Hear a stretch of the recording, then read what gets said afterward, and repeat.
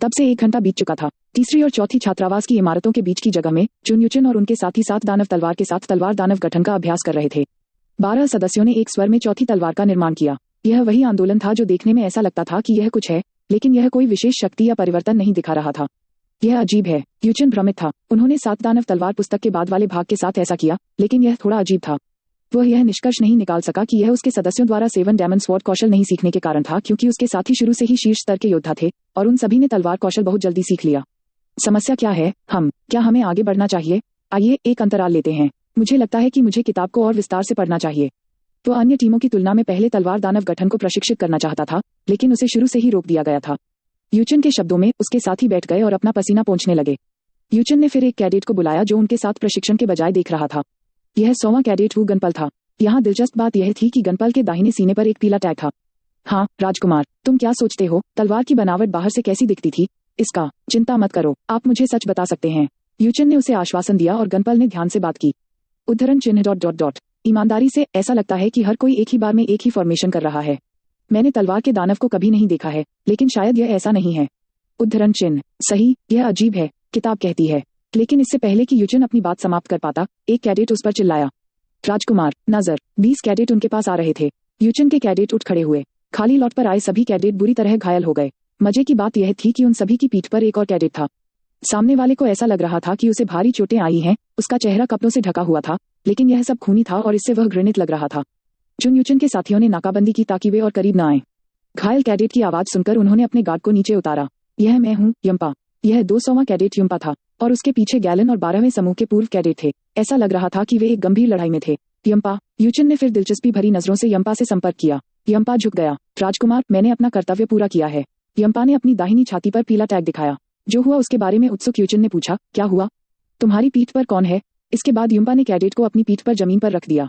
जमीन पर गिरने के बाद जब उन्होंने उस व्यक्ति का चेहरा देखा तो यूचन हैरान रह गया। हाइलमिंग। यह 108वां कैडेट हाइलमिंग था। उसके चेहरे और त्वचा से नसें निकल रही थीं, जो वाकई बदसूरत लग रही थी। ओह, यूचन ने सिर हिलाते हुए सिर हिलाया।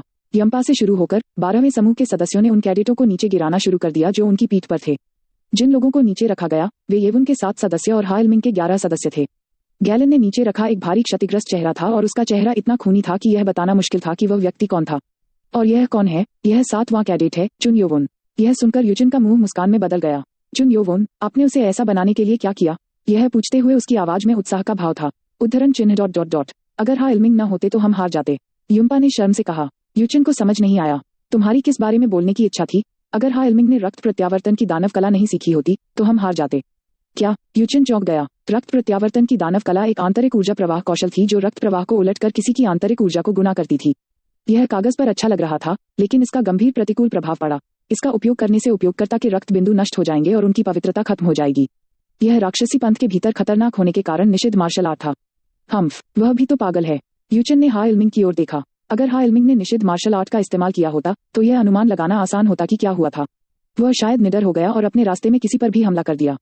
अच्छा, तुमने अच्छा काम किया। ईमानदारी से कहूं तो मुझे आपसे ज्यादा उम्मीद नहीं थी, लेकिन यह बहुत अच्छा है। यूचन ने पहली बार यम्पा की तारीफ की। यह बहुत अच्छा था कि उसे एक बड़ी जीत मिली थी। यह सुनकर कि उसने वरिष्ठ प्रशिक्षक को हरा दिया है, वह चुन योवुन के बारे में चिंतित था। उसे मेडिकल रूम में भेजने से पहले हम उसके टैंडन कैसे काटेंगे? यूचन उज्ज्वल रूप से मुस्कुराया और चुन योवुन के पास चला गया। उसकी दाहिनी कलाई पर कंडर काटना उसे थोड़ी देर के लिए तलवार के कौशल का उपयोग करने से रोकने के लिए पर्याप्त होगा। गैलन ने तब सोचा, क्या वह उस अवस्था में भी ऐसा करने की कोशिश कर रहा है? वह भयानक है। ब्लेड ची यूचन के दाहिने हाथ में चमक रही थी और वह मुस्कुराया और उसने योवुन की दाहिनी कलाई को काटा। हाँ, कम से कम मैं आपकी तरह आंतरिक ऊर्जा को नष्ट नहीं करता। आपको मुझे धन्यवाद देना चाहिए।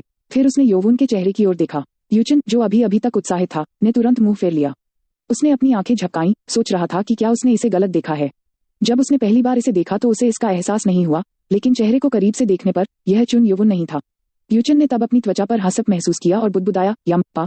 और पीछे से युम्पा की आवाज आई, तुम बहुत देर से पहुंचे। क्या है? यूचन ने पीछे मुड़ने की कोशिश की, लेकिन उसके चेहरे पर चोट लगी और उसका शरीर दूर की तरफ फेंका गया।